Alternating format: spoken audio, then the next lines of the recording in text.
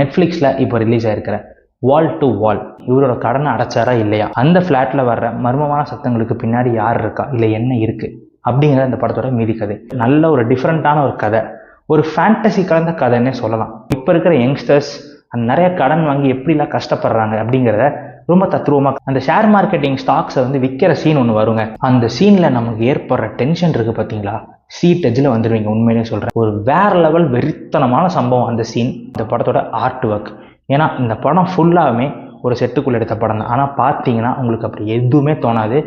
Art work ஒரு பின்னி பெடலான work. First ஒரு 1 hour இருக்குது பார்த்தீங்களா, அந்த 1 hourல நடக்கக்கூடிய அந்த ட்ராமா டென்ஷன் சூப்பராக ஒர்க் ஆகுது.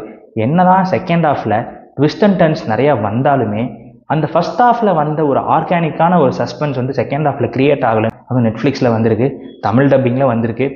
தமிழ் டப்பிங்கில் நீங்கள் வந்து பார்க்கலாம், ஆனால் நிறைய கெட்ட வார்த்தை எக்கச்சக்கமாக வந்திருக்கு.